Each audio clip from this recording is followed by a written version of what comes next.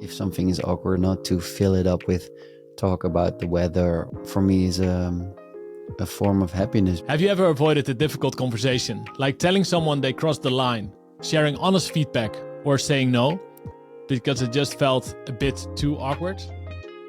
Martijn is here to challenge that habit. A tech entrepreneur so successful, he could take a step back from the company at the age of 38.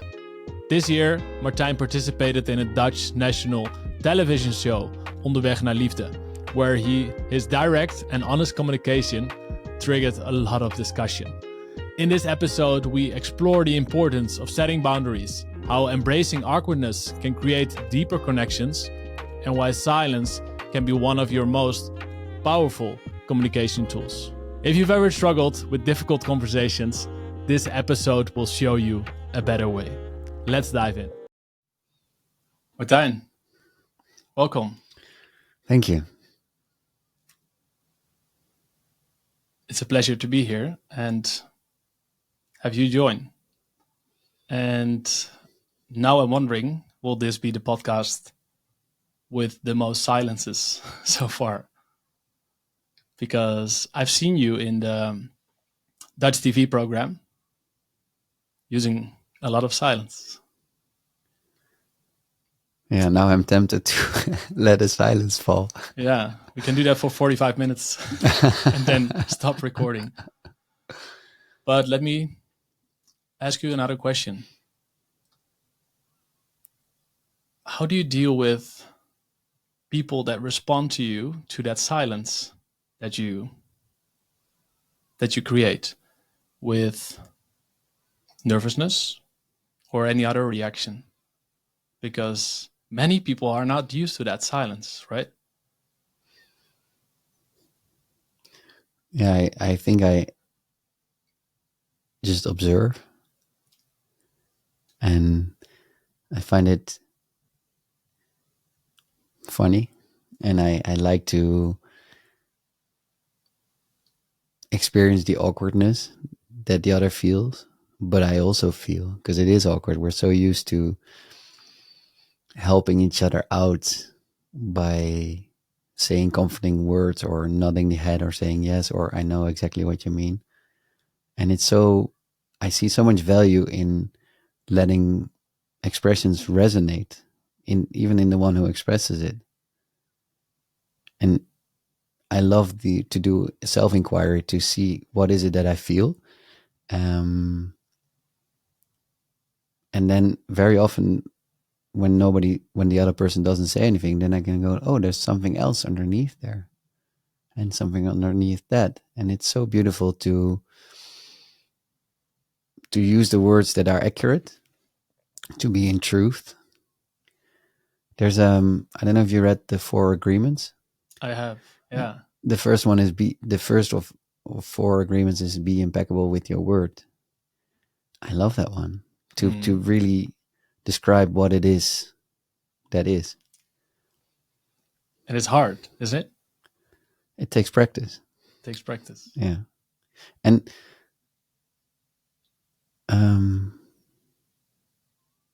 yeah, I like I like a little bit of awkwardness. Yeah. Yeah,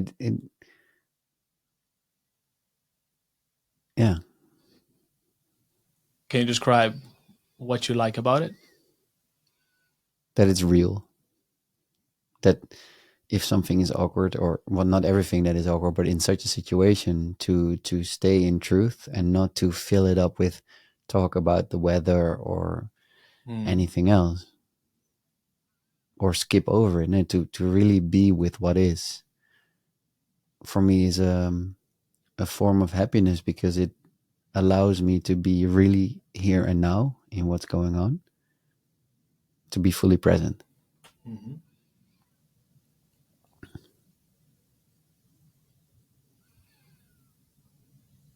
It sounds like the opposite of what many people would say. A form of happiness. Because if I think about myself, I also feel that awkwardness, and I've become better at being comfortable with that, feeling that awkwardness in myself and in others.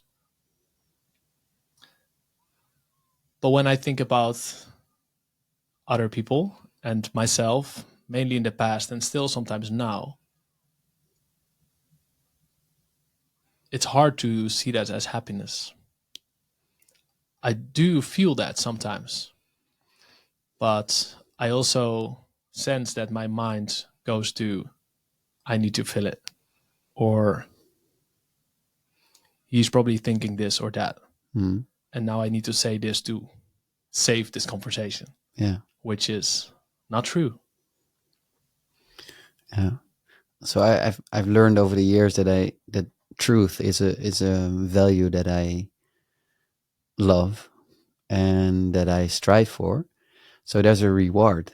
So I get rewarded by, oh, okay, this is what's really alive right now. This is truth right now. And then I get a feeling of satisfaction from it.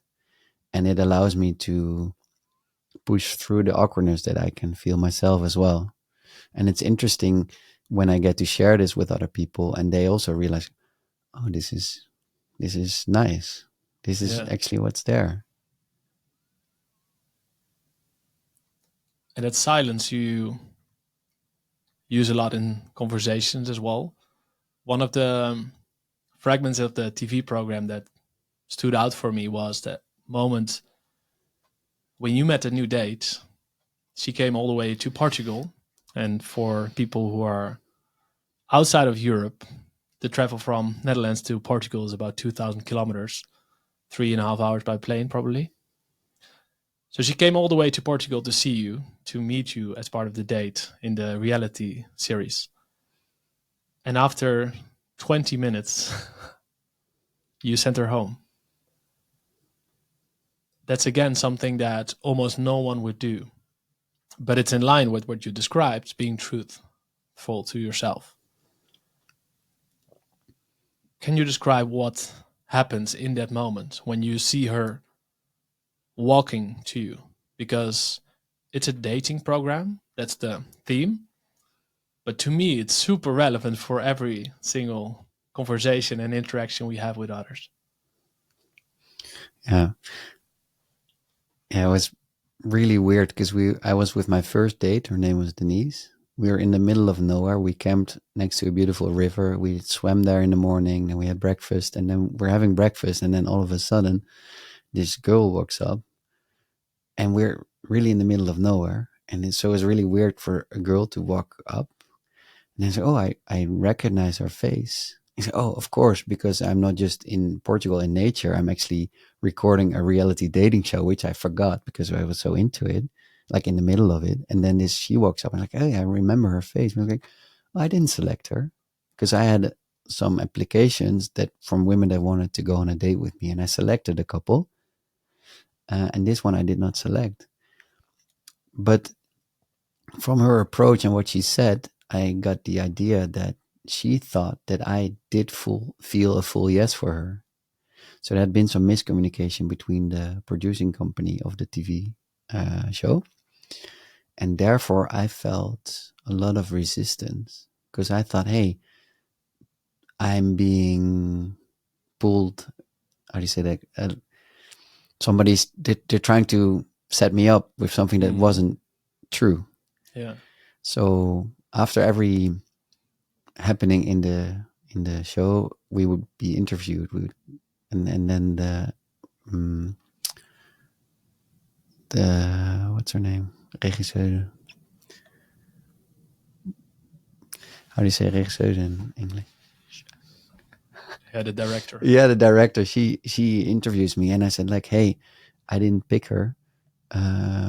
So there's been a miscommunication. I'm not gonna take her with me because my autonomy was challenged." Mm-hmm. And they said, "Well, in the rules it says you need to keep the date for 24 hours." And I said, "I don't care. I did not select her. I'm not gonna bring her in my space because I don't feel a yes to her." Mm-hmm. And then they called Amsterdam, and then the head of the program said, "Martijn can do whatever he wants." So I said, "Okay, I'm going to tell her that I don't feel a yes for her, so I don't want to take her any further."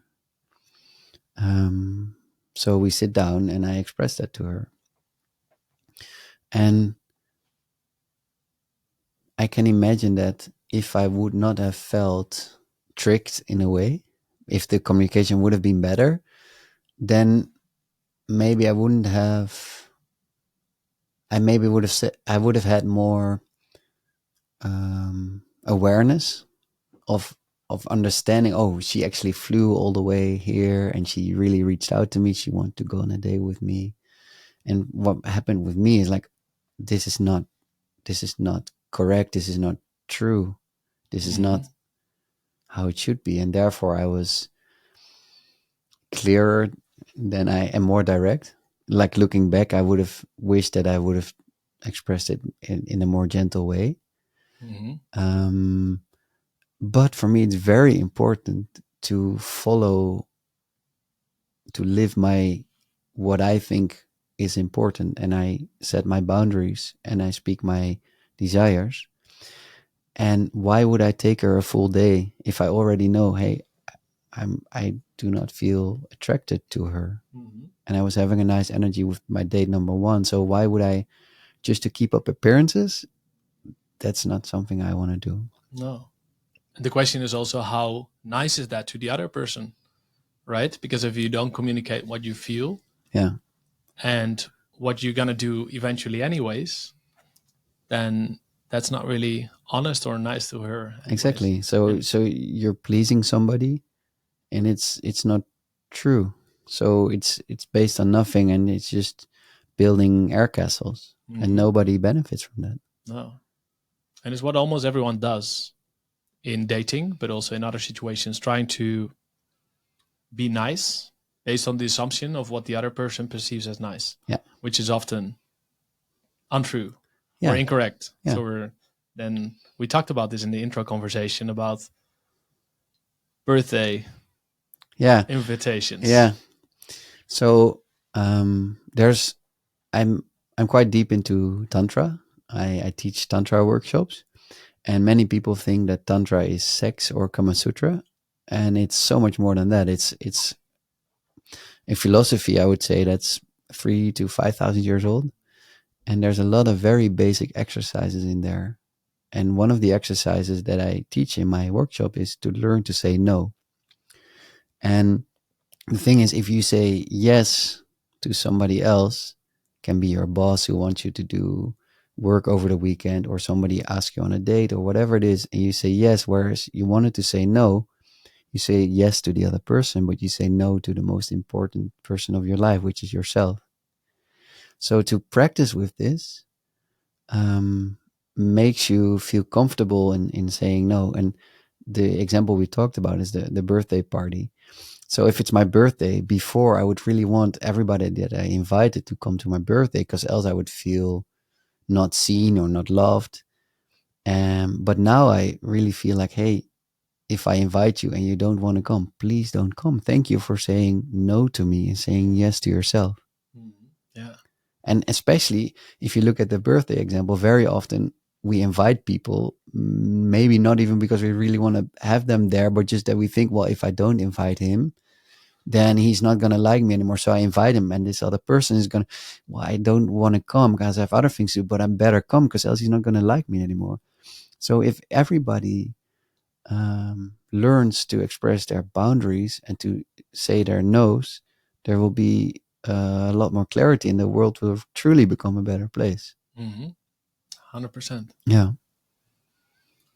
And still that step for people is so difficult. Yeah. It has been quite challenging for me. For me, setting boundaries is one of the biggest points for improvement in my life. And now I'm much better at it.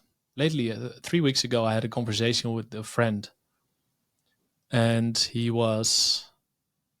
I've known him for a long time. And he's a very busy guy. But what happened a few times is that we said, okay, let's meet up. And he said, hey, I'm going to send you some dates.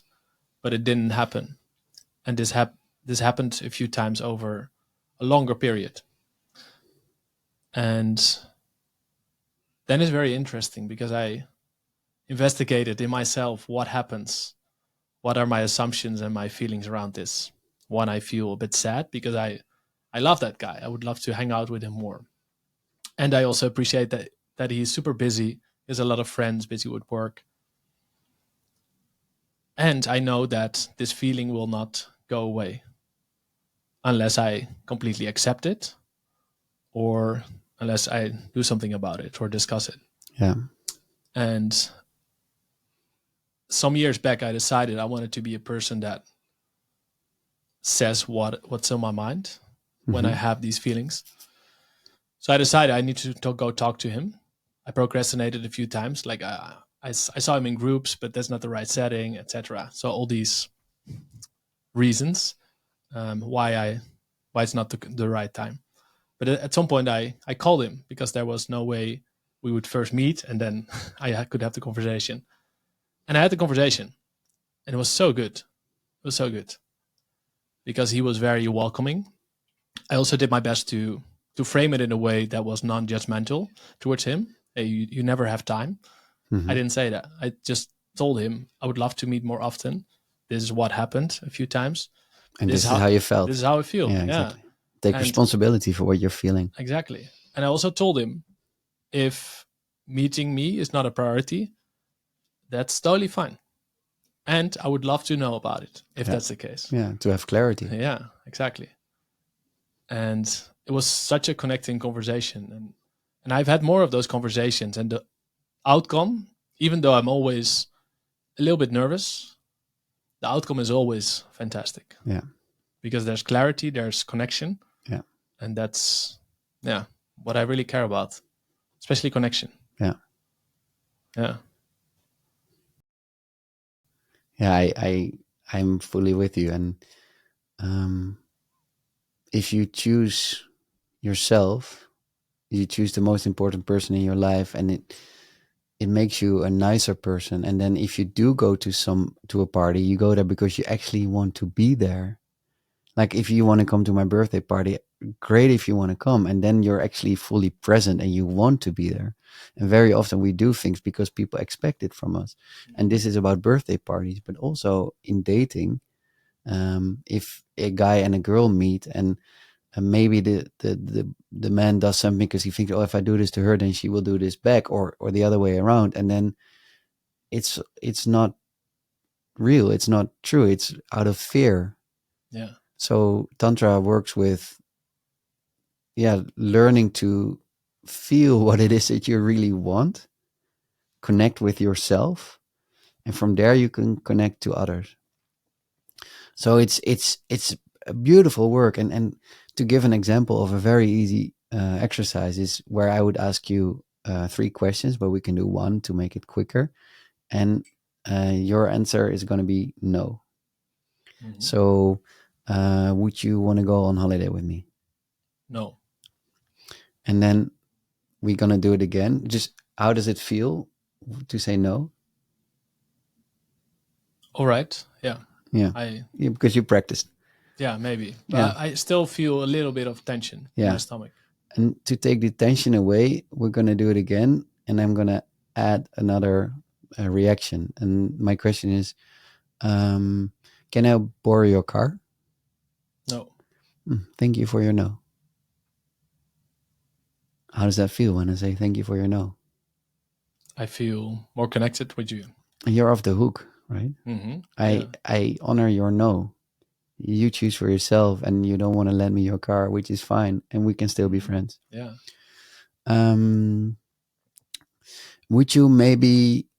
Okay, we're gonna do it again. I ask you a question. You say no. I say thank you for your no, and then you say thank you for expressing your desire. Would you maybe want to give me a shoulder massage? No. Thank you for your no. Thank you for expressing your desires. Yeah, for me, this feels like, hey, we want different things, but we can still be friends. Yeah. And very often, if a guy asks a girl on a date and she says no, she feels awkward, he feels awkward, and you both move away. If I'm a boss and I ask my employee, hey, would you want to do this over the weekend? Or would you want to do this? And he says, well, I'd love to, but now I can't. Then say, oh, thank you for your no. And then he's, oh, thanks for asking, but I'll do it Monday or whatever. Yeah. And it brings so much clarity and connection. And I think in many situations, many people don't even ask, right? Or don't say no. Yeah. Or don't say what they do want or Yeah. what they don't want. Yeah. So for me, this was when I entered this reality dating show. I knew like, wow, this is going to be great because I'm going to be traveling in Portugal in my van. We're going to be in nature and I'm going to meet all these different women that I get to practice clear communication with, expressing my desires, my boundaries, and the same for them. Yeah. And that's also one of the reasons why I invited you for this podcast, because we often talk about communication, about connection, how to present better. And all those topics are related to connection and clear communication, and not just about presenting data in a very factual way, but also about how do you understand the needs of other people in the room. And even if you have a meeting one on one, how do you first establish that connection and keep it, instead of jumping into the content right away and talking about the weather because we don't really dare to ask the question. Or when someone talks about their weekend, maybe there's something that interests you, but it's kind of a personal topic, and then we don't ask that question. Yeah. And to me, it's a big shame.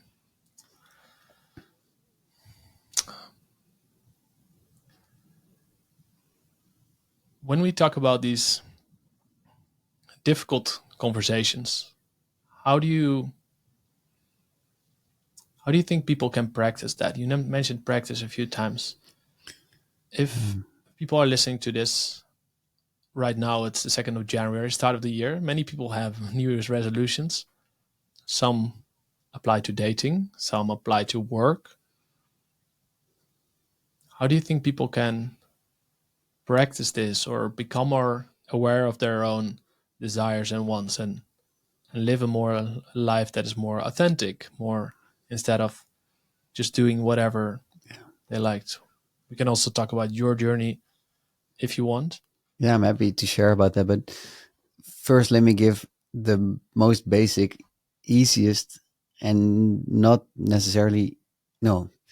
So it's an easy exercise, but it's hard to do because it's a little bit awkward sometimes to initiate it. But it's called an inquiry. And the idea is that you, with your partner or with somebody else, you set a timer. And for example, 3 minutes. And one person shares and the other person just listens. And the question can be, what's alive in you right now? So for 3 minutes, you get to share what's alive in you right now and how you feel right now. And very often I would start by saying, oh, I feel the chair under my bum. I feel calm. And right now a thought pops up about what I had to do yesterday. And right now it makes me feel in a certain way. So you can go into story, but always go back to what you feel right now. And you just share. And the other person tries to not even nod, just be like a stone Buddha. And then you switch roles and you don't even respond to it anymore. It's not like, oh, you should read this book, or you know what you should do. Oh, I know exactly what you mean. No, you just listen. So you practice two things. One, you learn to feel what it is that you really feel, but you also learn to listen to the other person. And very often we don't want advice. We don't need advice. All we need is somebody that listens. So it creates a lot of clarity. It cleans up a lot of the mess in your head, because you get to work, you get to that first meeting. Well, you're still thinking about your kids or something with the neighbor or something you still have to do, or a leaking roof or whatever it is. So also, instead of doing this with two people, you can also, if you're with 10 people in a meeting room, say, hey, let's all share 1 minute what's alive in you right now. And somebody puts a timer. And then you start fresh into the meeting. Then you're actually present. Yeah. And maybe something comes up that someone is feeling that is really important to address in the meeting as well. Yeah. Because often these feelings are not expressed, and as a result, they stay within people. And yeah, then something might happen. Yeah, and we for lash sure. out. Yeah. Or Yeah. there's an argument. Yeah. Nice. Nice. I got There's so we did some of these inquiries in the TV show where I Mhm. put the timer, and not everything was shown. So sometimes the TV show only showed me sharing 3 minutes and then asking the other person, so what did you, and so I got some negative reactions about that, like, hey, it's not fair, you share and she needs to be quiet. But the truth is, it's always equal. So you share 3 minutes, I share 3 minutes. Mhm. And what was really cool is that I also got a lot of nice reactions. People sending me DMs saying like, "Hey, we started to do these sharings at home now as well." Because very often when you're married and you're in a conflict, you just start shouting at each other, or you try to convince each other, or to argue. Yeah. But when you actually listen to, hey, what's the need of this other person? What's underneath here? And if you, the whole idea is to try to understand the other, and then he or she does the same to you. So I also a woman texted me and she said, "Oh, we're calling it pinging, pinging from the sound of the bell, Uh-huh. and we do it every day now." It's like, yay, so nice to hear. This Yeah. is I'm so happy that even 3 people let me know that they're actually doing it. Mhm. Yeah. And maybe they tell more people as well. Yeah, And I see how that leads to more connection and more understanding. yeah, And in myself as well, even with my wife right now, I'm way more present than I was in the past. And still I notice that if we get into an argument, then I'm really inclined to argue and find, yeah, show her that I'm right. you want to win. I want to win. Yeah, Yeah. And it's so interesting to see what happens when I notice that, when I have the awareness to notice that and truly listen. yeah. And then it really helps to set a timer, even though it's awkward and maybe it seems a bit mechanical. And my mom also asked, so why do you put the timer? And one of the reasons why is that you both know how long you're going to be able to share. So you know it's not going to last for 20 minutes or an hour. Mhm. And also, very often when we share, we're afraid that we're taking up too much space. And therefore, you don't go deeper. You don't go underneath that what you think was there. So just say, honey, I think we should do an inquiry. Let's do 3 minutes each to share what it is that we really feel. It creates so much clarity, so much understanding, and from there, compassion and connection. And that's how you solve things. Yeah. You talked about reactions, how people respond to a TV program. And I think always when you're in public, there's always going to be responses, both positive and negative ones.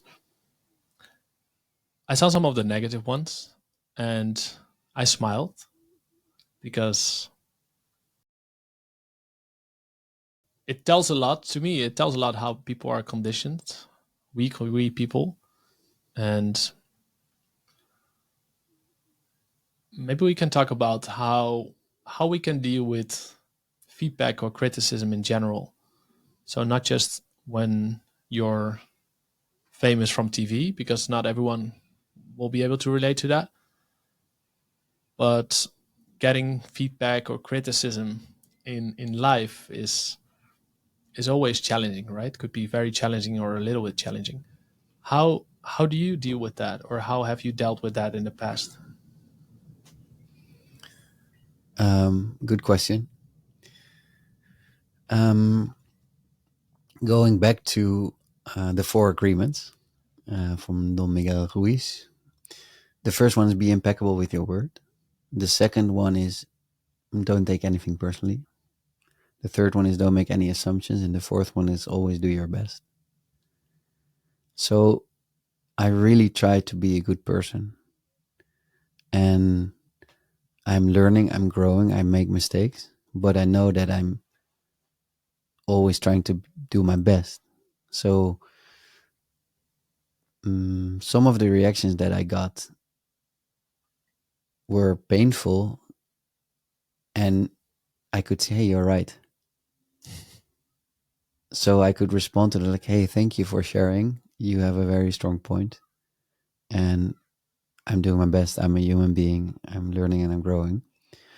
Many of the reactions were not funded at all. Like a lot of things were being screamed or written in cap locks or. Mm-hmm. And then it would hurt me, and I would feel not seen for the things that I am as well. Also, the TV show, it was filmed in 2.5 weeks of almost nonstop filming, and in the end, only 2.5 hours were shown. So I'm a lot more than what you get to see on TV.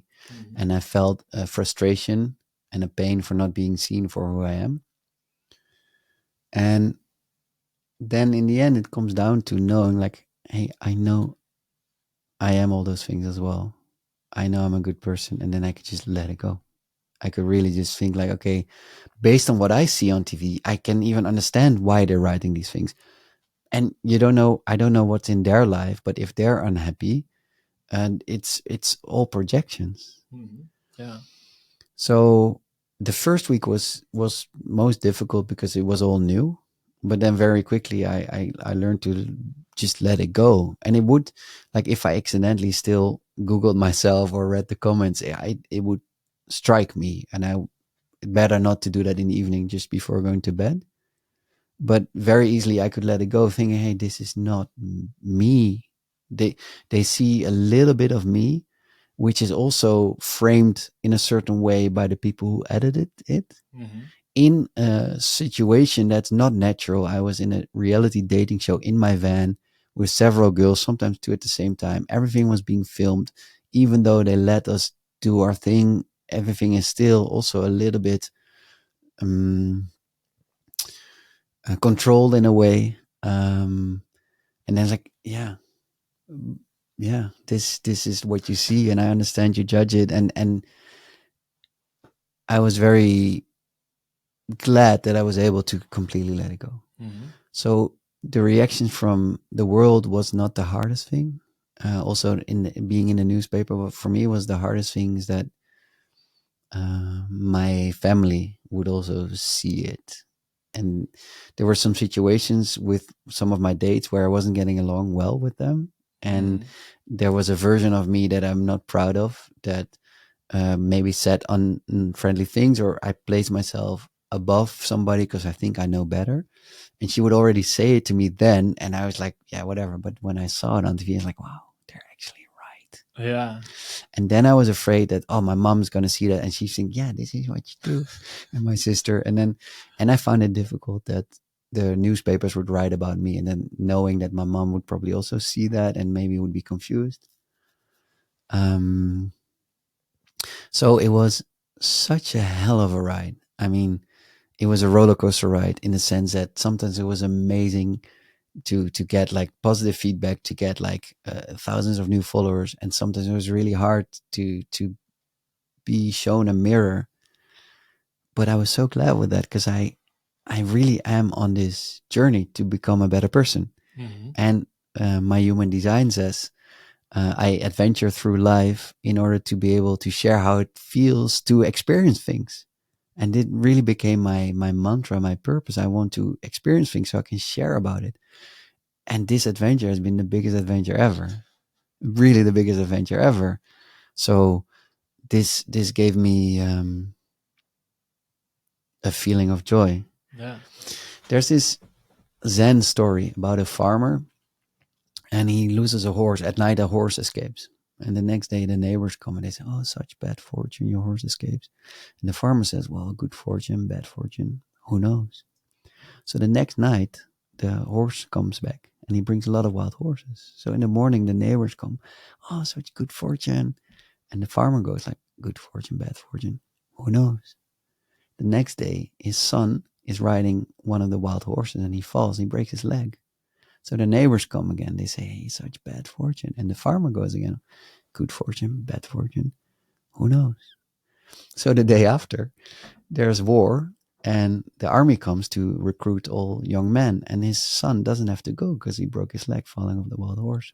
And the neighbors come again, and they say, hey, such bad fortune. And the farmer goes again, who knows? And for me, this has really been so applicable for this adventure that I've been through, because I was portrayed in a certain way, and then the media jumped on it and they wrote negatively about me. But it did get me thousands of new followers, and I would get the opportunity to make content to show who I really am.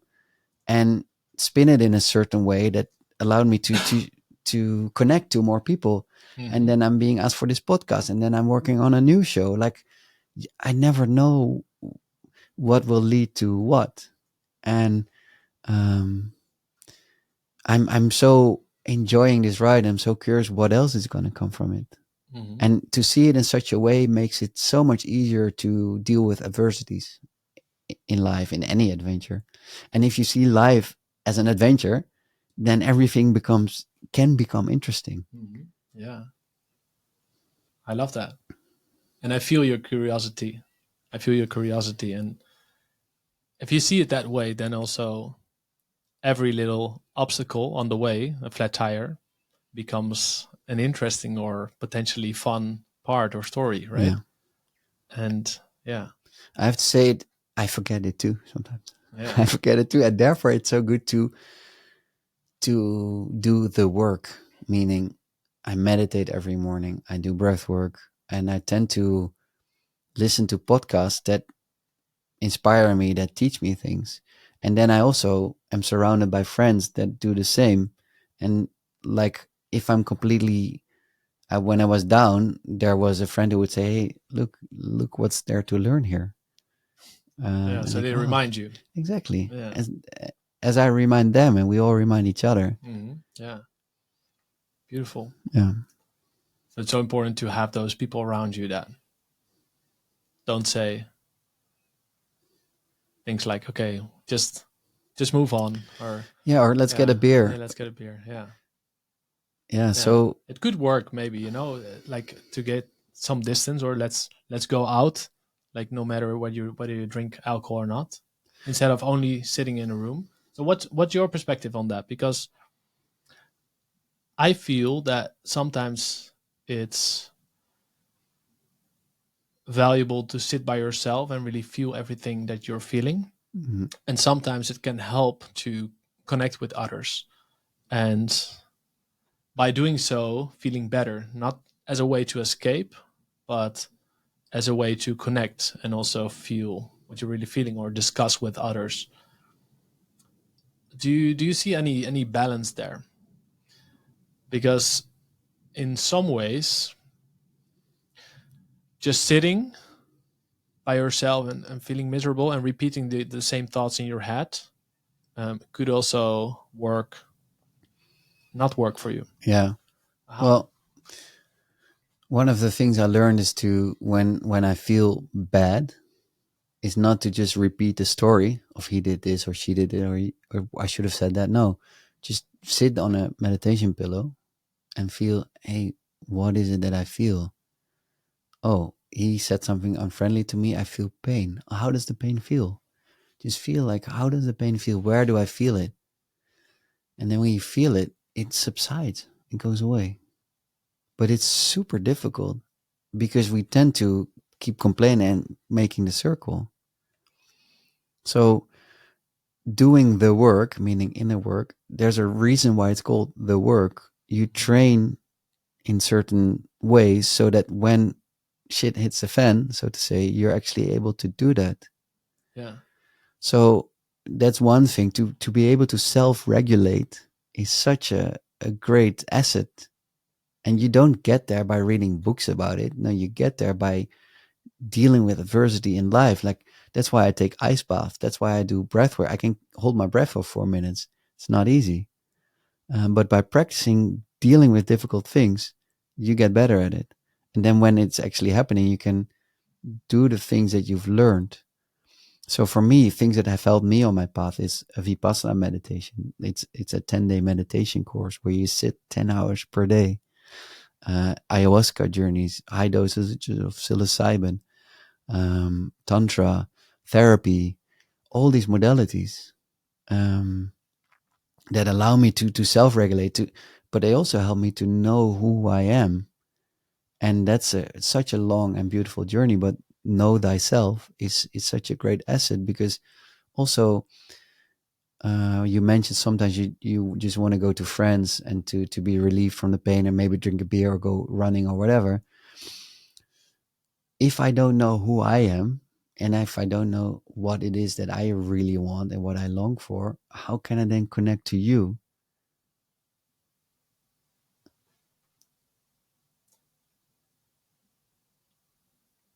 Yes. What I've learned is that over the years, by becoming myself more, knowing what I want, need, and being more comfortable to express that, instead of thinking, no, this is weird, or what will other people think, it's a big burden off the shoulders. Yeah. It's I literally feel more energy, and it might also be thanks to other things, but because I'm more myself, because I'm not so busy thinking about how other people will perceive me and what's my reaction to that and how will I can I best optimally respond to that. I feel such a relief. Yeah. And every time when I express something that is really me, that I stand for, that's important to me, then I feel it in my stomach. I feel good about it. I feel energetic in that Yeah. moment. But it's really something I had to learn. I was so in my head, always thinking, Yeah. always anticipating for a moment that would never come. Yeah. I was always in fight. Like if you look at fight, flight, freeze, I was usually in fight. I did not feel seen by the world. And therefore, I would always react out of scarcity, and I would, in a way, always attack people. Like I would be sarcastic or I was bullying people in school, and I'm very much not proud of it. And even when I was 33 and my business started to grow and became a manager of the team, at some point my business partner sat me down. He said, "Bro, I love you. We need to talk because I'm hiring all these people and I'm putting them in the right place in the company and I'm helping them grow. And then on the other side of the company is you who's making like silly jokes and or unfriendly jokes even and like poking your finger in them. Why are you doing that?" I said, "Well, I'm not doing that because of me. We have over 300 customers." And he said, "Yeah, it's true. Because of you, we have over 300 customers, but you're a manager now. So you need to change your behavior. You need to help people grow." And I said, "Okay, what am I going to do?" And this talk lasted for 2 days. And I'm so glad he took the effort and he had the guts to confront me with myself. And then I started talking to a coach. And I thought she was going to say, so your colleague walks in and then what does he say and how do you respond? But she asked me, "So can you share something about your background? What kind of family did you grow up? How was that?" So it was all about my relationship to my father and to my mother. Um, that was the start of my inner journey 10 years ago. Um, every day I'm grateful that he did because it allowed me to really see my flaws. And now I understand it's not that I wanted to be like that, but there was something underneath that made me react like that. So it was a feeling of not being seen. I didn't know that. I wasn't aware of that, but that was the workout of it. Um, I feel I'm a lot further now. I became a nicer person. I don't live in scarcity anymore. Um, but then when I see myself on TV in certain situations, I'm still portraying that behavior. So I'm so glad because I know how much it helped me 10 years ago to start talking to a coach, to start, doing inner work, how freeing it is. So what you just expressed as well, like when you say something that's really true and something that's values that you value and you maybe put up a boundary or express a desire, it feels good. You train yourself to keep doing that. You become a nicer person for yourself and therefore also for your environment. Yeah. So therefore, I think I could really embrace what I was seeing on TV and Yeah. I can use it to grow. Yeah. And I believe, or let me talk from my own perspective, is that I always try to be a nice person for others first, Mm, and maybe later be nice for myself mm, and honor what I felt. And as a result, I was also always pleasing others, and I still have that pleasing inclination that I see sometimes. that I go too quick, that I say yes to something, and then 1 minute later I think, how did we end here? Yeah. But there's always room for repair, right? Then you can always say, hey, actually, I said that, but this is how I feel now about it. Yeah. And have the conversation again. How do you look at that? I'm fully with you. For me, agreements are the most important.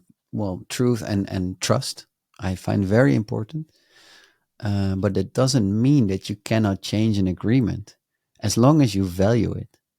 So, for example, if we decide to go skiing tomorrow, I really look forward to it. I would be bummed if you, in the end you don't want to come. But if you would reach out to me, it's like, hey, I know we agreed that we would do this.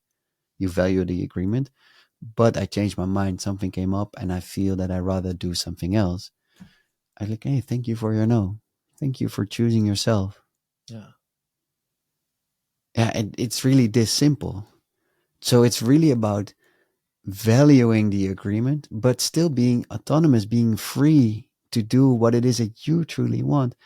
And I still struggle with this. Like, for example, I was giving an introduction to tantra workshop a month ago, and I didn't sell that many tickets. And a friend of mine said, I really want to come support you one time. And he said he was going to be there. And then in the end, he didn't. And I want to say, oh, thank you for your no. Thank you for your no. But I really felt like I felt hurt because I thought he was going to support me. I didn't sell enough tickets yet. So I called him and I expressed what I feel. I say, hey, I feel pain because you're not there to support me. How can I trust you? And he said, whoa, thank you for sharing this. Is there any other way that I can show my support to you? Because I really love you. It's just that this evening I made other plans. And it's like, whoa, thank you for saying it like that. Like when, because he wasn't triggered and he could say like, is there any other way I can support you? Mm-hmm. So I really want to live in this free world where everybody can do what's best for them, and that people don't make assumptions, don't do things because of other people. And it's not easy. It's difficult, and that makes it amazing. Like we learn every day. Mm-hmm. A thing that helps me a lot is nonviolent communication. I did a course in that, a 6 weekend course in Portugal, and I remember there was a woman there, and she told me that she'd been a nonviolent communication teacher for 7 years. I said, "Whoa, then why are you at this course?" She said, "Martijn, this is the hardest thing in life," and she was true. Sorry, she was right. I mean, um, communicating is super difficult. Relating to other people is the hardest thing. Yeah. It's so funny because some people said, "Oh, I took a course in communication, how to communicate better at work." And then 2 years later, they say, "I don't want to take a course in communication because I already did it like two years." Yeah, And it's so funny that so many people assume that communication is something you learn and you check off the list and then you are a good communicator. Because so many people that say that to me it's quite obvious that they still have a lot to learn, like everyone. But maybe the people that shout the hardest that they are good communicators aren't the ones that are so good after all. yeah. It's so beautiful also to be able to make mistakes Yeah. and then to apologize for it and learn and grow Yeah. together. Something that I'm also curious about is that we see that so many people struggle to choose a career or life that they are not super happy with or even sad. And because for myself, when I look at my own career, I was always struggling a little bit that I didn't feel completely at home when I was employed. And I was always searching for, okay, how can I make my job more interesting by adding this project, by adding this project.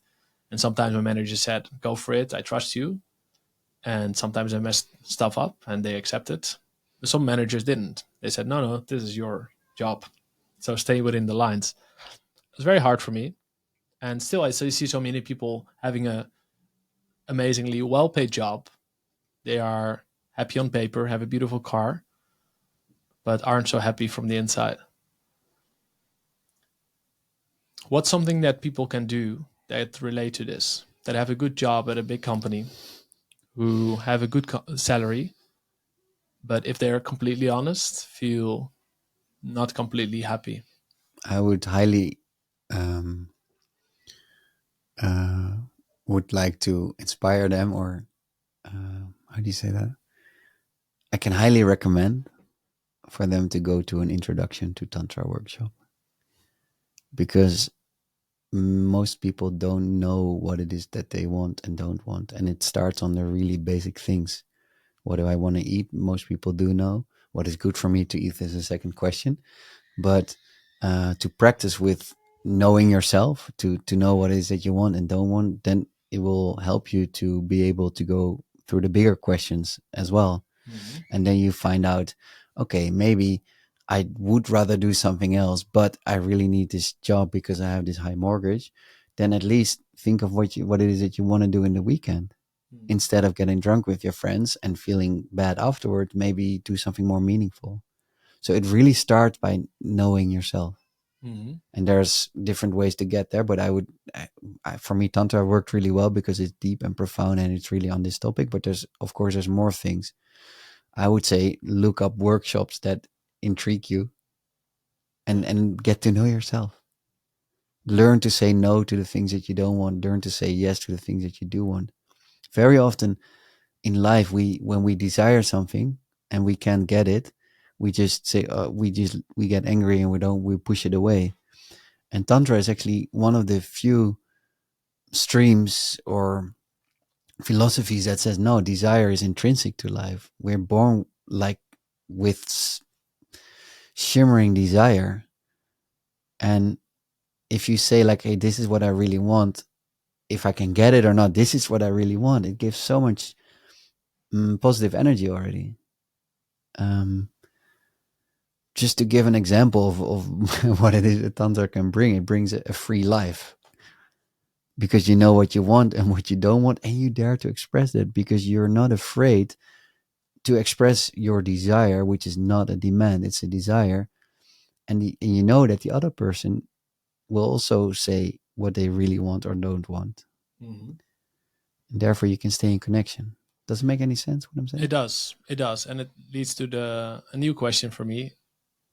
Because if you express your desire, for people who are listening and thinking, hey, maybe my job is not exactly what I want, or any other area of my life, you got to make changes. You got to express that, or go to workshops that other people say, what happened to you? Yeah. How do you deal with that judgment, criticism, people that don't understand your choices and openly resist them? Find new friends. What if it's the parents that resisting? Yeah. Think about, what do you really want in life? Do you want to do what it is that you really want? Or do you want to keep doing the rest of your life what other people want from you? It's really that simple. And Yeah. like, I remember when I was finishing university, and my fraternity friends, they would still continue going out on Friday. And I got really deep into surfing and yoga. And I decided, okay, I want to be healthy. I want to get up with sunrise on Saturday morning. I want to go surfing. I stopped drinking with them. And it was difficult because they wouldn't call me anymore. And sometimes there weren't any waves to be surfed that weekend, or no wind. Then I would be very lonely because nobody called me. Yeah. But then I started to make new friends, my surfing friends, and then that grew as well. So it did take a hard decision to really think, hey, this is not making me happy. It's not making, actually, it's making me sad. And I feel so disconnected from people that are getting drunk. So even if I would decide not to drink myself, there's a disconnect. And it really took a lot of years, and really until I started with tantra, that I realized, wow, my whole life I felt lonely, and I felt misunderstood or not understood. Didn't understand myself. I was always just dating, making money, building the company, surfing, like doing all these things to sort of numb myself because I was afraid to feel. And I was in an ayahuasca ceremony, my first one, and the teacher at some point said, like, "Hey, why don't you go within?" And I said, "No, I don't. It's dark there. I don't." She said, "Isn't that what you came here for? I'll hold your hand. You go within." So she sat down next to me. She held my hand, and I closed my eyes. I went within, and it was all calm there. There was nothing. I was so afraid if I go within, then the whole whatever Pandora's box going to. It didn't. So from that moment on, I was able to sit on a chair without being on Tinder or on Instagram and just be with me and with looking over nature and just sitting there. Yeah. I remember one of your friends, I think, mentioned that you were so busy and restless when you were younger, right? Yeah. Yeah. I was all over the place. I was kicked out of every class. I didn't have friends. I remember in primary school that I wasn't invited to birthday parties because the parents would say, "No, Martijn, no, he's way too all over the place. He's too busy." When I was 19, I did an internship in Australia. Um, I lived for 3.5 months on the east on the Sunshine Coast, and I worked for a surfboard shaper. It was great, and I had found that I was not stupid. That I was able to make conversation, even to make jokes. I met many nice people there because I was away from my normal behavior and the expectancies that there were of my. I used to be a joker, and people expected me to be that, and then I would live up to that. So in Australia, I got a second chance or a new chance. And I remember coming home from the trip, and my mom said, "Martijn, I don't know what you did there, but I'm so glad that you went." And I said, "Mom, I'm really sorry I was such a difficult child, but there was always this storm in my head. And funnily enough, I wasn't even aware of that storm. But now it feels calm." So when I was 19 was the first glimpse of calmness. And it took another 19 years till I was 38 when I did my first ayahuasca ceremony. And now I would say that calm is my normal state, for which I'm super grateful. Because it's terrible to have to having to respond to every stimulus, to always have this feeling of not being seen and to be always in fight or flight. It's so much nicer for myself and for everybody around me. Yeah.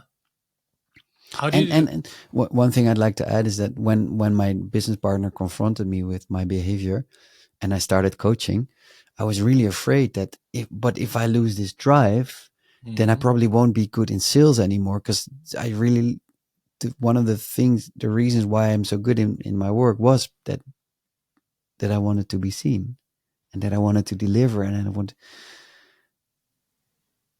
I don't know, like it changed, but new things come in place for that. Yeah. It can be scary though to let go of your ego. Yeah. And how do you deal with that with social media? Because I know from personal experience that social media is such can be such a trigger and can stimulate a lot, overstimulate as well. Because you post quite a lot on Instagram. Yeah. Posting on social media is also going kind of out of the moment, the here and now. How do you see that?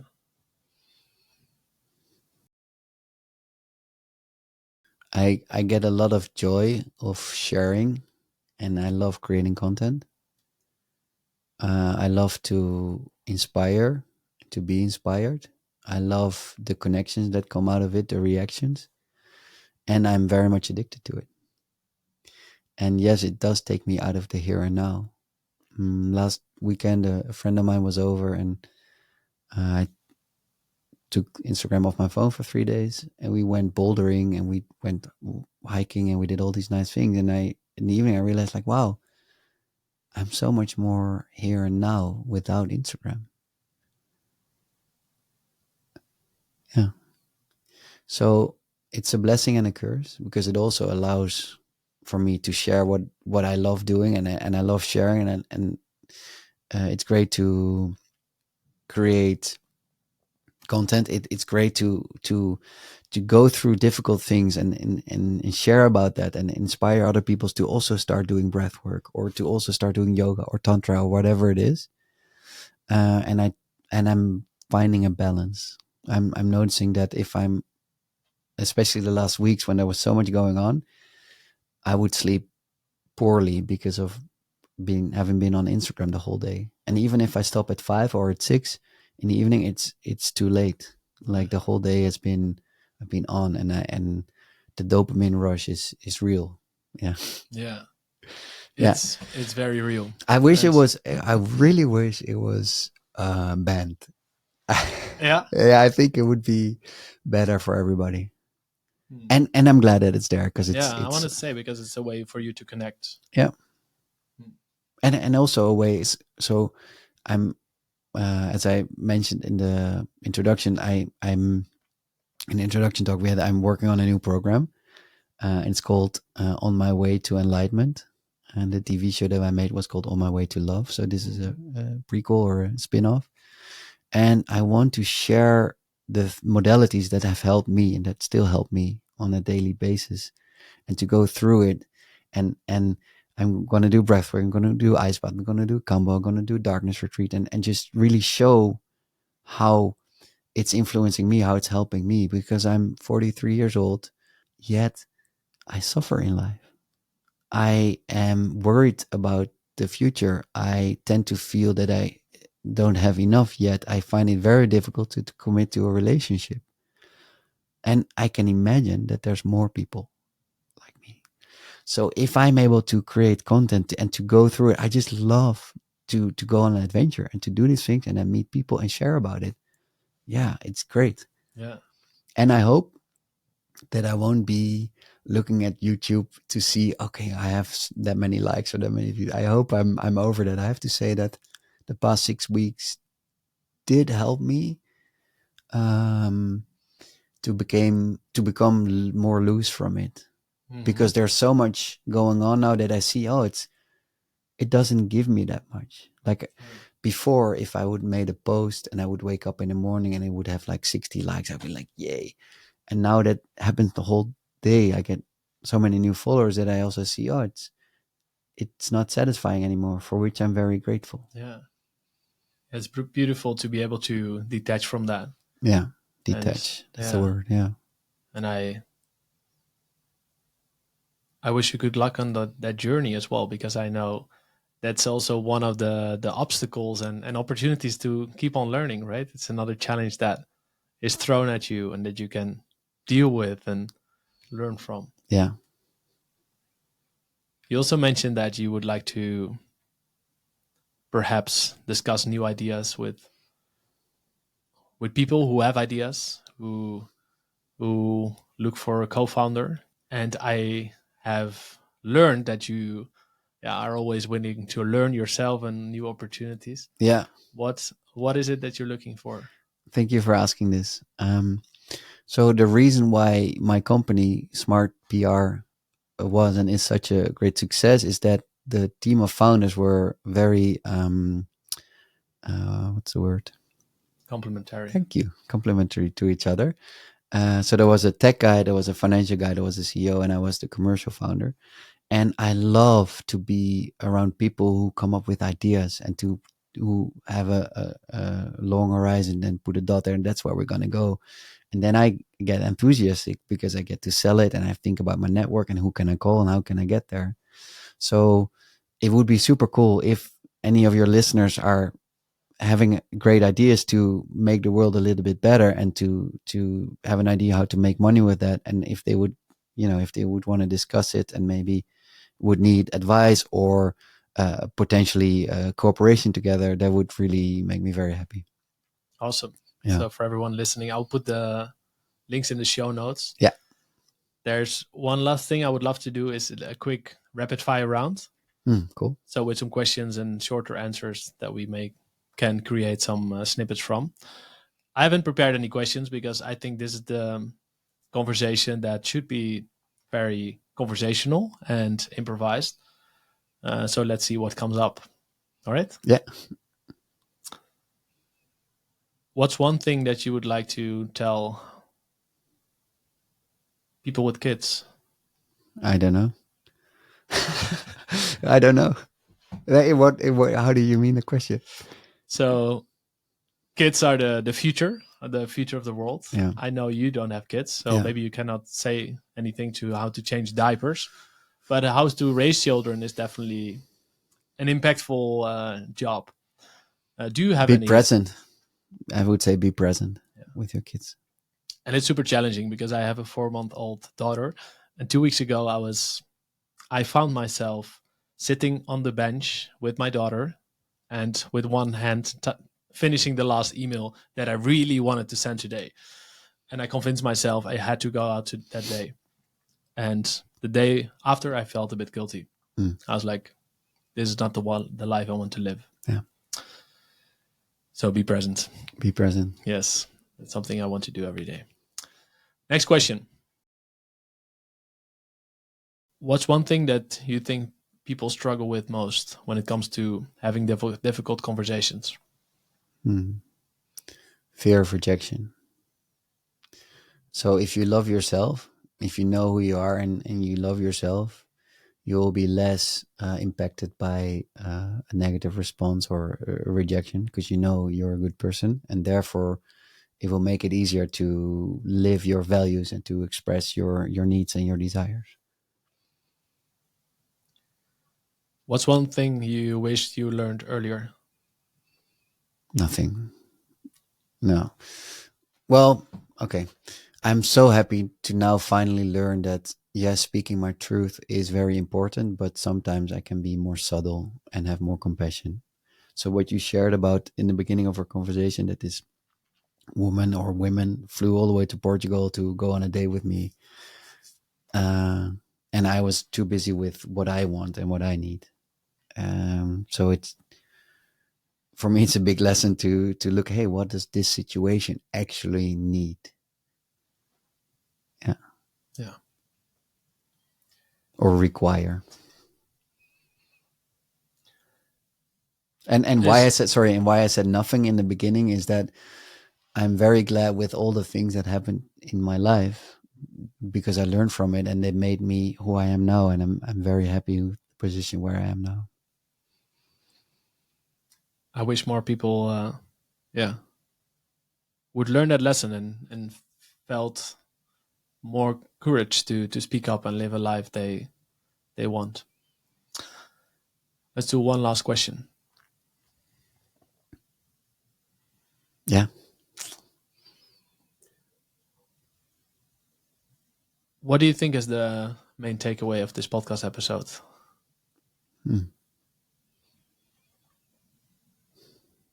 Yeah, that it's really important to learn to say no. Because if you say no to somebody else, you say yes to the most important person in your life. And that's you. Yeah. Thank you. Thank you for today. We spoke about Instagram. Where can people follow you? Yeah. I know Martijn's name. I know Martijn's handle or Yeah. nickname on Instagram. So let's see how this will work out. Yeah. So my Instagram is Zijn met Tijn, which means being with Tijn, and Tijn is short for Martijn. And it's spelled ZIJN dot TIJN dot. No, it's wrong. There you go.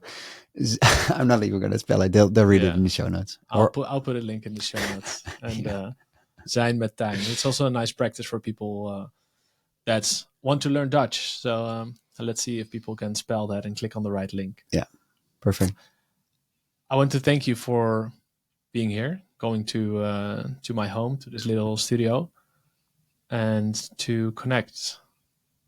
Thank you for being vulnerable and open, exactly like I've seen you on TV and in our pre-discussion. I really wish that people dare to be more honest with themselves and others. And to me, you're an inspiration to do so. I can say, watching the episodes with you made me reconsider my own behaviors, and I appreciate that I'm a work in progress, and that's where the fun is. Well, thank you so much for seeing me and for inviting me. Thank you.